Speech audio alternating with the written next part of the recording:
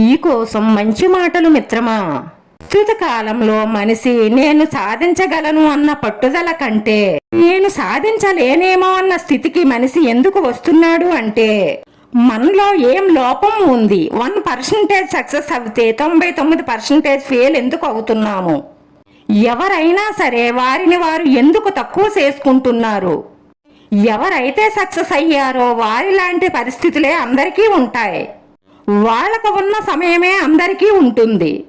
వాళ్ళకు ఎలాంటి అవకాశాలు వచ్చాయో అందరికీ అలాంటి అవకాశాలే వస్తూ ఉంటాయి. మరి ఎక్కడ లోపం ఉంది? ప్రతి మనిషికి తన జీవితాన్ని తనే సృష్టించుకునే శక్తి ఇచ్చాడు దేవుడు.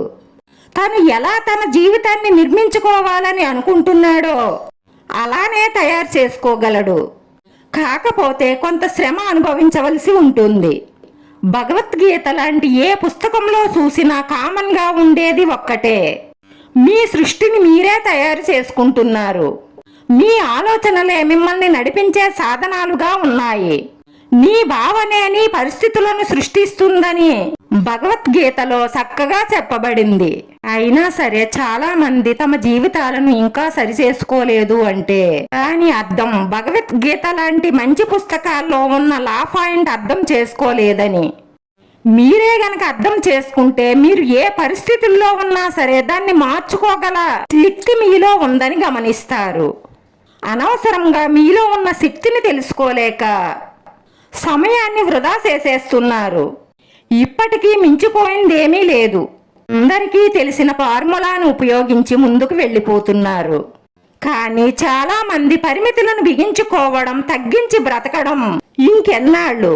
ఇప్పుడు చెప్పే ఫార్ములా ఉపయోగించి ఇకనైనా మీ జీవితానికి మీరే సృష్టికర్తలు అవ్వండి. బద్ధకాన్ని మొత్తం వేడండి. ఇప్పుడు నేను చెప్పేవి పాటిస్తే మీ ఆనందానికి, సంతోషానికి, మీ సక్సెస్కి, ఆరోగ్యానికి ఎటువంటి కొరత ఉండదు. దీనికి నేను హామీ. కానీ పాటించడం అనేది మీ చేతుల్లోనే ఉంటుంది. మనం ఏదైతే ఆలోచిస్తామో అదే సాధించి తీరుతాము. మన ఆలోచనలే మనల్ని తయారు చేస్తాయి. అవి నాణ్యమైనవా, నాణ్యం లేనివా అన్నవి మీ చేతుల్లోనే ఉంటాయి. మనం ఎలాంటి ఆలోచనలైతే మన మనసులో విత్తనాలుగా మనం నాటుతామో అదే తరువాత పెద్ద వృక్షాలుగా మారి మనకి ఫలాలుగా, ఫలితాలుగా ఇస్తాయి. మీ ఆలోచనలే మీ జీవితంపై ప్రభావం చూపుతాయి. మన మనసుని సారవంతమైన భూమిగా, ఎలాగైతే సారవంతమైన భూమిలో విత్తనాలు నాటి వాటికి అవసరమైనవన్నీ అందించి వచ్చిన ఫలితాన్ని ఎలాగైతే మనం తీసుకుంటామో అలాగే మన మనసు అనే భూమిలో మంచి విత్తనాలు నాటితే అలాగే మంచి ఫలితాలను పొందుతామని ఎన్నో పుస్తకాల్లో ఎందరో రాశారు.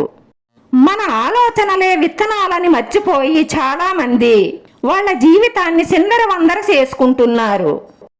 ఒత్తిడికి, అనారోగ్యానికి కారణం ఈ ఆలోచనలే. ఆపుకోలేనంతగా నెగటివ్ ఆలోచనలు చేస్తూ వాళ్ళ జీవితాన్ని, వాళ్ళ కుటుంబ జీవితాన్ని మరీ కష్టతరంగా చేసుకుంటున్నారు. అయితే మీ జీవితంలో అద్భుతాలు జరగడానికి, సంతోషం రావడానికి ఇక నుంచైనా ఇలా చెయ్యండి.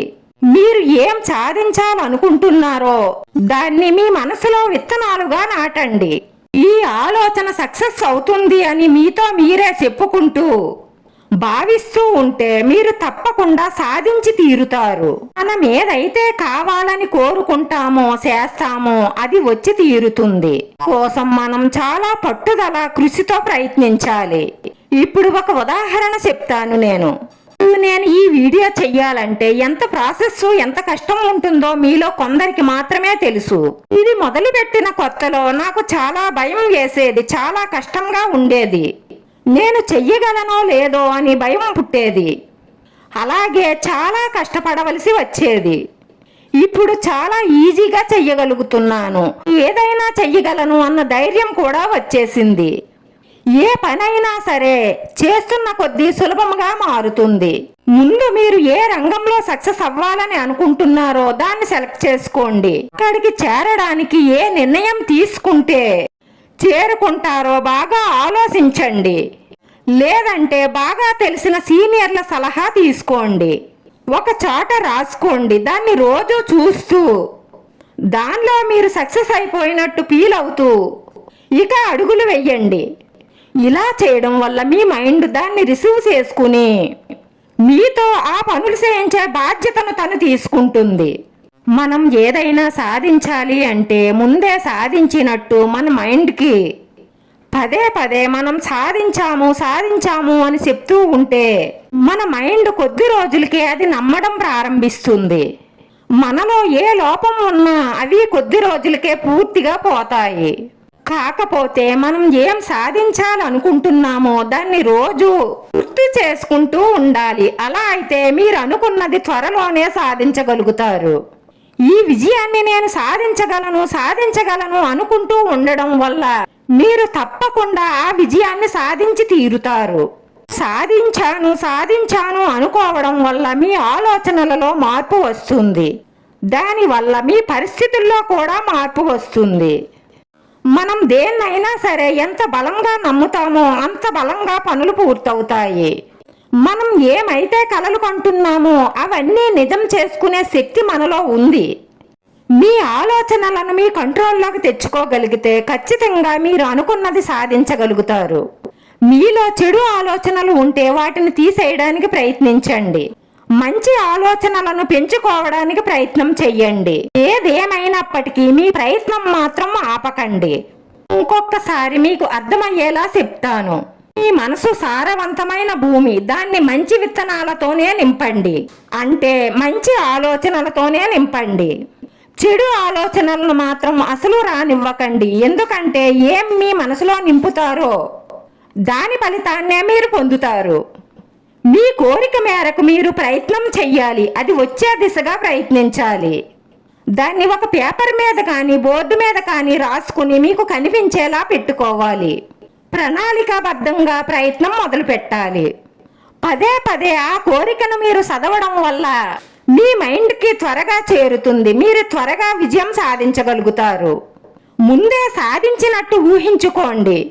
ఆ విజయాన్ని పొందినట్టు ఫీల్ అవ్వండి. సక్సెస్ అయినట్టు ఫీల్ అవ్వండి. ఇదే మీ మైండ్ను పదునుగా చెయ్యగలుగుతుంది. అనుకున్నది సాధించేలా మిమ్మల్ని మీరు తయారు చేసుకోగలరు. ఇలా చేయడం వల్ల 100% మీరు అనుకున్న గమ్యానికి మీరు చేరగలుగుతారు. వీడియో నచ్చితే లైక్ చేయండి, షేర్ చేయండి, సబ్స్క్రైబ్ చేసుకుని పక్కనే ఉన్న బెల్ ఐకాన్ క్లిక్ చేస్తే నేను పెట్టి ప్రతి వీడియో మీకు వెంటనే నోటిఫికేషన్ వస్తుంది. ధన్యవాదాలు మిత్రమా.